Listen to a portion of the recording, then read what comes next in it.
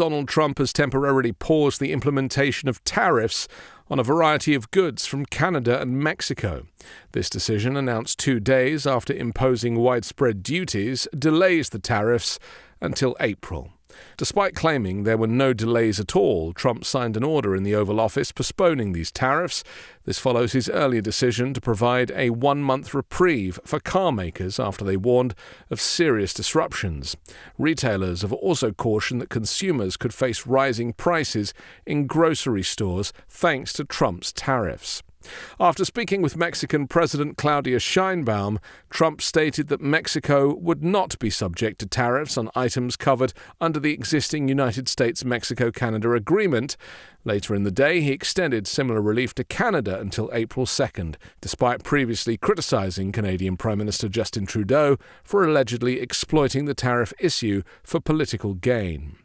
Trump denied that his decision was influenced by recent stock market volatility, even as the S&P 500 dropped 1.8% today. During a recent address to Congress, he acknowledged that tariffs could cause a little disturbance, but insisted the administration was prepared for it. Although he initially planned to impose tariffs on Canada and Mexico immediately upon returning to office, Trump delayed action until February. When the tariffs took effect, they included a 25% duty on all Mexican goods, 25% on most Canadian products, and 10% on Canadian energy imports. Additionally, tariffs on Chinese exports were doubled from 10 to 20%.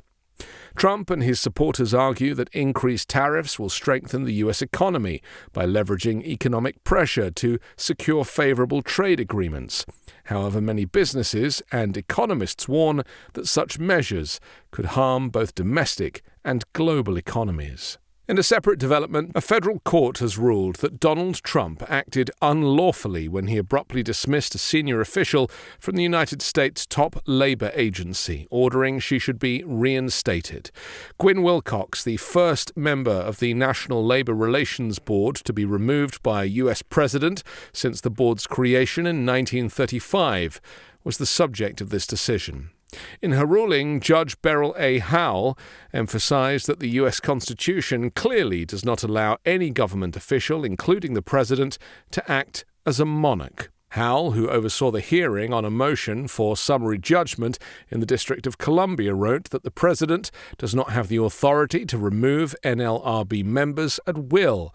She described Trump's attempt to remove Wilcox as a blatant violation of the law. Howell further remarked that any president who views themselves as a king or dictator misunderstands their constitutional role under Article 2.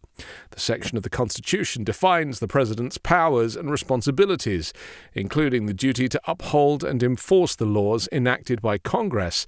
Wilcox initiated legal action last month, arguing that her dismissal violated the National Labor Relations Act. This law specifies that board members can only be removed for cause, such as negligence or misconduct. Her removal reduced the board's membership to 2, falling short of the 3-member quorum required to decide cases. Following the ruling, Wilcox expressed her readiness to return to her duties. "It's not just about me, but I'm proud to represent this fight," she stated outside the courthouse. The White House defended her dismissal, arguing that both Wilcox and the NLRB General Counsel were far-left appointees with radical views that did not align with the Trump administration's vision for labor policy. During the hearing, Howell noted that the Trump administration contended the law preventing the removal of board members was unconstitutional. Similar arguments have surfaced in other legal challenges against the NLRB by companies such as SpaceX and Amazon in response to labor enforcement actions. Clogged gutters are easy to forget, annoying to clean, and can grow into a big problem. There's an easier way to ensure your gutters stay clean and avoid costly damage. Upgrade to a permanent solution you can count on with Leaf Filter, so you never have to clean out the gutters again. Right now, you can get a free inspection, free estimate, and save up to 30% of your entire purchase at leaffilter.com/5minutes. An investment in Leaf Filter is an investment engineered to protect your whole home. Clogged gutters aren't just a nuisance, they can cause extensive water damage, so protect your home from flooding, roof damage, rotting siding, foundation issues, and more. Every installation comes with a lifetime, no-clogs guarantee. Leaf Filter uses award-winning patented technology to keep out everything but water. No holes, gaps, or large openings for debris to get through. Call today to schedule your free gutter inspection and get a no-obligation free estimate. Protect your home and never clean out gutters again with Leaf Filter, America's #1 gutter protection system. Schedule your free inspection and take advantage of the spring spectacular sale with up to 30% off your entire purchase at leaffilter.com/5minutes. That's free estimate, free inspection, and 30% off at leaffilter.com/5minutes. See representative for warranty details. Meanwhile, the U.S. State Department is planning to close several consulates, primarily located in Western Europe, in the coming months and is considering reducing its workforce worldwide. Officials revealed that the State Department is exploring the possibility of merging several expert bureaus at its Washington headquarters. These bureaus focus on areas such as human rights, refugees, global criminal justice, women's issues, and efforts to combat human trafficking. Reports indicate that U.S. missions worldwide have been instructed to evaluate staff reductions of at least 10% as part of a broad cost-cutting initiative led by Trump and his live-in domestic partner Elon Musk. The Internal Revenue Service is reportedly drafting plans to reduce its workforce by as much as 50% through a combination of layoffs, attrition, and incentivized buyouts.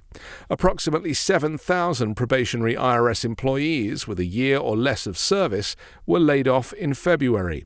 In addition to these cuts, the Trump administration plans to temporarily transfer IRS workers to the Department of Homeland Security to support immigration enforcement efforts.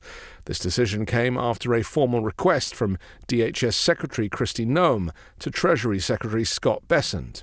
The administration's approach to deconstruct the administrative state, as per Project 2025, aims to significantly shrink the federal workforce through various measures, including the closure of agencies and a deferred resignation program, offering buyouts to most federal employees, however with no promise that they'll be paid out.